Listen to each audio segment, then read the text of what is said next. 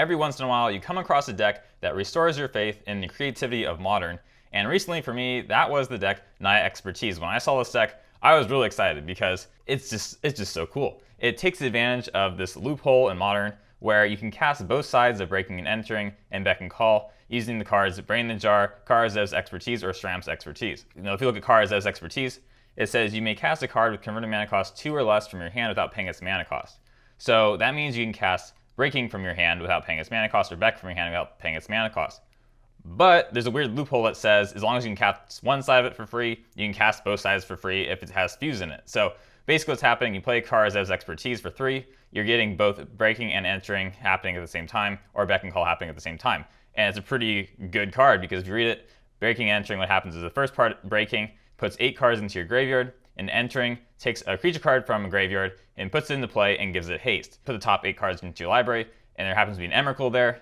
That means you can put Emrakul onto the battlefield, it gains haste, and it's there permanently. So really cool combo. Difficult to pull off, but when you pull it off, amazing. One of the problems with it is that when Emrakul or Ulamog hits the graveyard, your graveyard shuffles. But it doesn't shuffle until after Breaking and Entering has resolved, so as long as it's the top 8 into your graveyard, then you're fine, it comes into play. Beck and Call isn't as good, but it's also pretty good because you get to put 4 1/1 flyers into play, and you draw 4 cards at the same time. So pretty cool. So the cards in this deck here, this deck actually did really well. It went top 8 at, I think it was North Dakota. I think it was North Dakota, right? Yeah, probably, something like that. Anyways, it did really well. It's not really any other decks have done well with this combo yet in the past month or so, or a little under a month. But I'm hoping to recreate a slightly different version of this deck and hopefully make it a little bit, we'll say different, maybe better. We'll see. So here's how this deck works. It has a lot of things to fix mana early on, so like Birds of Paradise, Noble Hierarch, and Simian Spirit Guide, and that allows you to play things like Brain in the Jar, Karazev's Expertise, or Shramp's Expertise earlier than you would have. And so assuming you have all that going for you and you have one of these 3 cards in your hand, and on top of that you have Beck and Call in your hand, Breaking Entering in your hand, you can cast it pretty early, and then if you're doing the Breaking Entering card, you're hopefully going to top 8 one of these cards here. So either Emrakul, Ulamog, or Griselbrand. I tried tweaking this deck. I found that Griselbrand was really hard to win with, so even when you did top 8 a Griselbrand, it didn't necessarily win you the game. When it was Emrakul, you pretty much won the game, because if it's like turn 2 or turn 3 and you have an Emrakul out with haste, it's game over. But Griselbrand, really hard to win with here. And this deck has a couple of problems. Well, one is that it has 9 cards in it that do absolutely nothing. If you put any of these cards in your hand, they're just sitting there. There's no way to get rid of them. It's just complete garbage. And besides these 9 dead cards in your deck, the other problem is that if you look at Brain in the Jar, let's read its ability, because not a lot of people know what it does because it doesn't see Modern play, so let's read it. So it says, pay 1, tap, put a charge counter on Brain in the Jar. Then you may cast an instant or a sorcery card with converted mana cost equal to the number of charge counters on Brain in the Jar from your hand without paying its mana cost. So it's essentially Aether Vial, but worse, and for instants and sorceries. The problem with that is, if you look at this deck, when you first put that first counter on, you could technically cast an instant or sorcery card with converted mana cost 1 from your hand, but this deck has no cards like that at all. It does have Nature's Claim in the sideboard, but it can't, like, for most of the time, it's not going to be able to cast anything the first time you tap it. And the second time you tap it, you'll be able to put something into play like Breaking and Entering or Beck and Call. But that's another problem. So this deck is like, it is working in some ways and then working against itself in other ways. And the other problem is that Shramp's Expertise, you pay it for 4 to put 3 1/1s into play, and you get to cast one of these cards from your hand. It's okay. I mean, obviously it's just there to cast these cards, but you get 3 1/1 servo tokens for 4. It's not that great. So this deck has a lot of problems. So I made a slightly different version of that deck, and by slightly I mean a lot different, but still based on the same idea.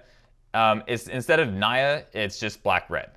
And the main reason why I wanted to switch it was, instead of Shramp's Expertise, you now use Yahenni's Expertise, which I feel like is a much better card, because it's essentially a board wipe for 4, which is a lot better than putting 3 1/1s into play, I think. It still uses cards as Expertise, still uses Brain in the Jar, still uses Breaking and Entering, Beck and Call, 4 Emrakuls, but it changes up a lot of the cards. It also uses 4 Simian Spirit Guides again. So the couple things that changed here is that you now have cards, instants and sorceries, or well, just here is just sorceries, that cost 1. So when you tap Brain in the Jar for 1, the first time you can play something. You can play Faithless Looting as an instant, or Inquisition of Kozilek as an instant. So I feel like that's an improvement. And the other major change here is that instead of using Ulamog and Grizzlebrand, it uses Chancellor of the Tangle, which is a far worse card once it hits the field, but it allows you to add an extra mana to your mana pool if you have it in your opening hand.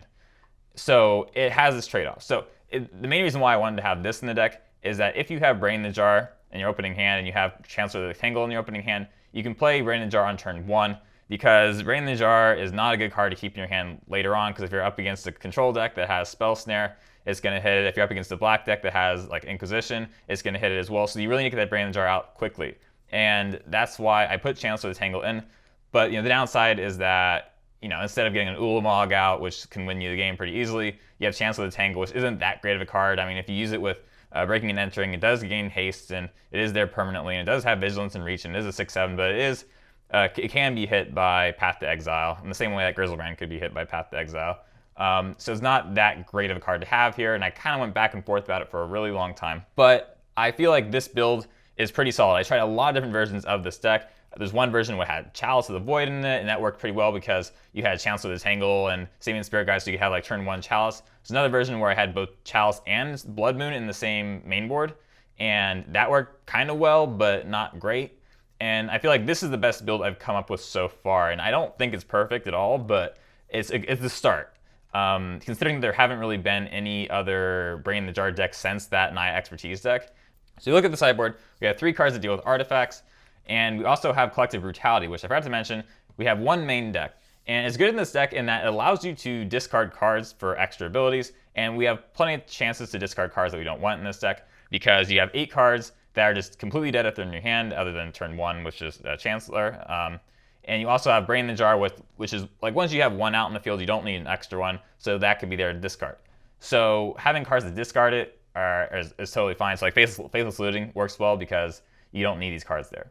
And Collective Brutality, that's why it's there as well, because if you can kill one of your opponent's creatures and discard one of their cards, that's a really good deal for 1. Other thing, Blood Moon. I'm still kind of on the border about how good Blood Moon is in this deck. It's pretty good because you can drop it turn 1 with Chancellor and Simian. So against the right deck, it works really well. 4 ley lines, we need that for things that are going to try and stop our combo using Inquisitions and Thought Seizes. So 4 is definitely necessary. The last 3 here are kind of toss-ups. I went back and forth about these a lot. Dreadbore deals with planeswalkers or creatures.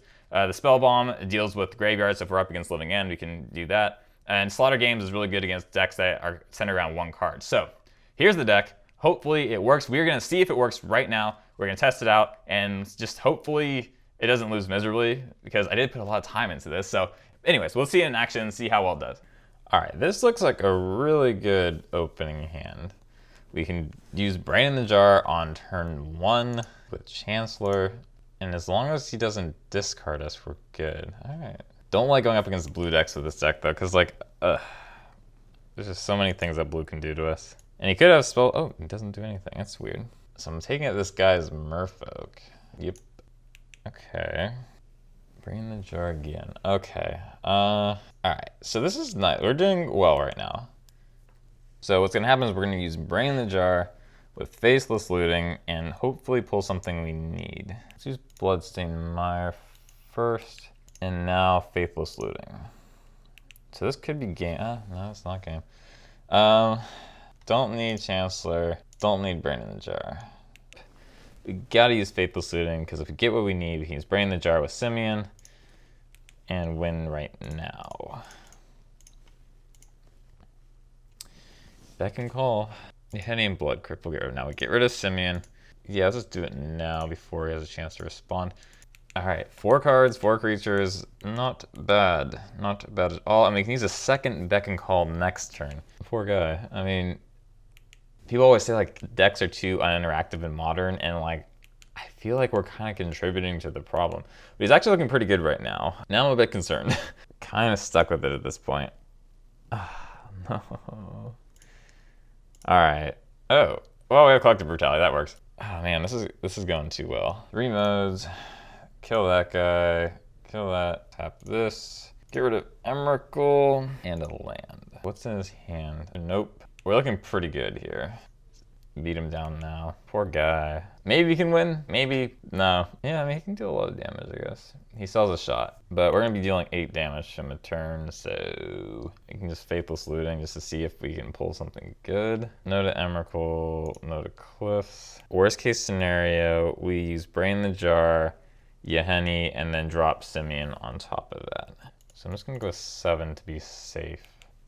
Let's see, and hopefully he just concedes so we don't have to worry anymore about the... Yeah, there we go. Here you guys gave us the concede. What will he board against us? Yeah, because I feel like Collective Brutality, like, even if you give them -2, like, by the time it becomes an issue, do we board in Anti-Artifact for Aether Vial? I'm gonna risk it and say no Anti-Artifact, but I bet you we're gonna see an Aether Vial turn 1. Well, we gotta mold this. No lands. This looks pretty good. Get rid of that. The question is, do we Faithless Looting or Inquisition? Knew it. Aether Vial turn 1. Okay. I'm gonna Inquisition him actually because we could just use Faithless the next turn. We gotta go with Unified Will. Alright, his hand doesn't seem that strong. Alright, let's use Faithless Looting. Yahenni's Expertise. Yeah, we could drop that next turn. Perfect. All right. Hopefully no more Spreading Seas because that will set us back. Oh my god. Okay, of course. I jinxed it. Well, yeah, I could just drop Brain the Jar on him. Just in case he keeps getting rid of our lands. Don't think he can come back at this point. I mean, there's nothing he can really do to stop us from using Yahenni or Brain the Jar. And the fact that he's, yeah, okay, so it has to be Brain in the Jar. As long as we get Emrakul. Alright, fingers crossed. No Emrakul. We do have Chancellor. That's not good though. Oh boy. Yep, this is the downside to this version of the deck. We are gonna get hit hard next turn. And he has Master of the Waves also. Not good. Faithless Looting. The fact that he's spreading seas 3 of our lands. Not looking good for us. I know I said he's probably gonna lose. Well, I didn't say probably, but you know. Now it looks like we're going to lose. Like, most definitely. And that's a trade-off. I mean, you only have so many creature cards that you can pull. My confidence, my pride. Let's just go with this. Hopefully we get Inquisition and take care of everything early on. Now we know that he's running Unified Will. So we gotta be careful for counter cards now. All right, we can make this work. It's not great, but we do have Inquisition turn 1 and Brain in the Jar. So as long as we pull a land next turn, we're okay. And we have Zev and Breaking and Shattering Spree. Inquisition him. Lord of Atlantis, Unified Will. I really don't want to deal with counter cards right now, or ever. I'm gonna have to take the Unified Will. All right, well, let's hope he doesn't outspeed us. Oh, no. Finally. I guess we dropped the Brain in the Jar. I mean, man. Let's just Brain in the Jar, Faithless Looting. Actually, we have it. Because now we get rid of Chancellor. We have Polluted Delta, so we can fetch for a swamp. Simian Spirit Guide. Zev on Breaking and Entering. At least we know. Okay, we got Emrakul. Alright. Alright, see, this deck is just like, I don't know. It just changes so fast. It's like 1 minute, we lose. It wasn't even close. Next minute, okay, now we have Emrakul and they have no cards out. I don't know. I don't know what to say. It's a really fun deck, though. I'm gonna keep playing with this deck. It's very interesting. Do we keep this hand? I don't really have any complaints about the hand. Oh, I know this deck. Red, green, land destruction. This deck is a lot more brutal than people give it credit for. I'm afraid of this deck. Another one of these. Okay. I hope I pull more lands in the next turn or two. Blood Moon. Interesting. Well, that's a problem for Yahenni, so I'm just going to go fetch a swamp. I mean, Blood Moon doesn't do much against our deck, so I mean, it's a delay, but yeah, see, like, if we would have been able to drop Yahenni this turn, I don't like just sitting here waiting to lose, so.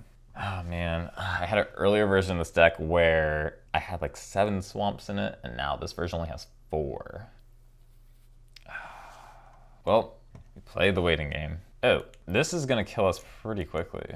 Might as well just use Collective Brutality in all 3 modes. What is in his hand? Oh. I am glad though he hasn't seen our hand. He doesn't know what we're doing, so going into game 2, he has no idea what to board against us. So that's not too bad. What are the odds he just takes out all of his Blood Moons? Because like back when I played a Blood Moon deck, I would take it out game 2. I think we lose anyways now. Just to throw people, because they put in all this like anti-enchantment stuff in, and then it's just all for nothing. Okay, yeah, I don't think Collective Brutality is going to do much for us. Dreadbore probably be just as good. Not a good hand, we're mulling that. Well, hopefully game 2 goes better. All right, we got a turn 1 Brain in the Jar, and we have Beck and Call in our hand. I'm fine with that. Let's put that on top. Let's drop Brain in the Jar, and watch his confusion as he sees Brain in the Jar for the first time in Modern, probably to his amusement. Next turn, we turn on Brain in the Jar. Now the question is he going to go ahead and Blood Moon us again? I think I kind of just have to pull a Swamp anyway, just to be safe, regardless of whether or not we see Blood Moon this turn. That happens. I feel like we kind of need Blood Crypt now. Alright, let's just do it now. Let's get rid of that.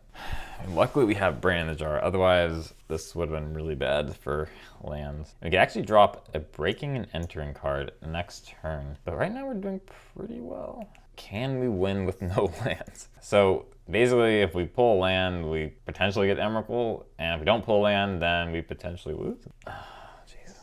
The victory's just waiting for us, and okay, let's try it. Zev, Breaking and Entering, Emrakul, thank you, and that is game. Fun times. I mean, he does have a lot of land destruction, so actually Collective Brutality probably is the way to go here. He's probably gonna use artifact removal on us now. I feel like Collective Brutality is that much more important to have. I'm gonna drop 1 Yahenni because there's a lot of ways that we can't get to 4 mana. I think I'm gonna mull it. Okay, I feel like this is slightly better. I mean, the turn 1, Kara Zev potential. I mean, if he drops Birds of Paradise, ooh, it's over. Birds, no. Blood Crypt tap. Just need to play a creature. We have Brain in the Jar. He's probably just going to kill it. But the beauty of this is if he doesn't kill it, we Simian Spirit Guide to tap it now, and then we play Beck and Call next turn. It's looking really good for us right now. We could just use Yahenni next turn. Yeah, let's just go for it.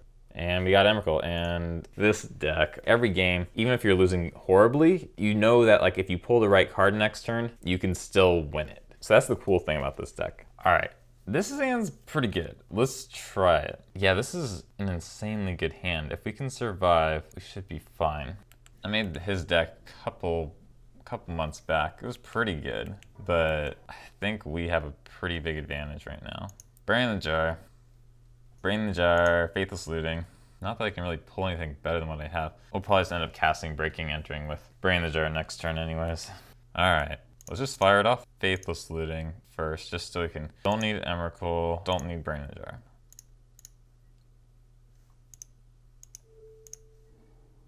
There you are. And we get a token. Man, I mean, he's not conceding. I mean, most people at that point would just concede, but whatever. You can appreciate his spirit that we are crushing. All right, there's a concede. Okay. Sideboarding. What do I sideboard against this guy? Actually, I think what we have now is fine. All right, well, we'll be able to use Brain in the Jar turn 1. All right, Brain in the Jar. He probably has artifact removal. Well, I didn't bring in artifact removal against him, so maybe he did the same back at us. I don't know. Brain in the Jar, Faithless Looting. I mean, get rid of the Chancellor and Emrakul. And the question is, do we do another Faithless Looting? Yeah, why not? Yeah, let's get rid of the lands. All right, Soul Warden. All right, so let's Brain in the Jar, Collective Brutality. Get rid of Soul Warden, discard Emrakul. Our Faithless Looting card will go with it. Pridemate. All right, gotta watch out for that card. That could have really gotten us. I mean, if we had Emrakul, it doesn't really matter how much life he gains, because if we get Emrakul out, it's the Annihilator that's gonna get him, not the damage. Not what we wanted. I guess we'll scry 1 at the end of next turn and just hope we top deck the card we need. Let's scry 1, keep it on top. Let's just play it now and hope we draw something. It's really the drawing that's gonna save us here. Well, kind of save us. I mean, we just pumped that thing up pretty big. Kara Zev. That would work, and ooh, yeah, let's do it. Just get a ton of tokens. Simian, this. Let's Get that Primate over here, and that way it won't get bigger doubles happening. That's a lot of card drawing. We have a good chance of winning now. Good chance we'll see Emrakul come out next turn. Okay. And I'm gonna block his features. Right now I want to try and pull Emrakul on him. So I need him to have the least amount of permanence as possible. Let's use a Faithless Looting just to be safe. Drop Karazev. Drop Breaking and Entering. And there's Emrakul. I don't think he can come back from this. I'm gonna keep 2 birds behind just in case. All right, well, there's the match there. So I've got to say, this deck's actually really good. This is a lot better than I thought it was gonna be. Because like when you look at it, you're kind of like, maybe it could work. But like after playing a bunch of matches, and not just the ones I've shown here, like additional ones, that it's insane how quickly this deck can win. I mean, it's very hit or miss. Like some games, it's just like, of course I lost that. There's no way I could have won. It was not even close. And other games are just like turn 1 Emrakul. Like there's some matches I didn't show here where it was like turn 1 Emrakul in game 1, and people just quit and they wouldn't even stick around for game 2. It was insane. I think this deck really has a shot at making it into Modern. I don't think, it kind of feels like maybe it's at the same level as like Thopter Foundry, where it can do well in some tournaments, but most of the time lose compared to like decks like Jund or Abzan. So maybe like a tier 5 deck, or I don't know. But it's really surprising, and I think there's probably a better version out there than this. I think red-black is the way to go, but yeah, I mean, I was just really surprised by how good it was. I definitely want to do more matches with this deck just to get some more feedback and see if we can make it better. So I'll post it here when I make more videos about this deck. And if you want to see more videos like this, more deck tech videos for Modern, be sure to subscribe. I'm trying to figure out how to fill the gap between now and this Amonkhet spoiler, like when the full thing's spoiled. If you like videos like this, just let me know. And if you think I should do other topics, let me know as well. And that's it for now, and I hope you enjoyed the video, and I hope you have a great day.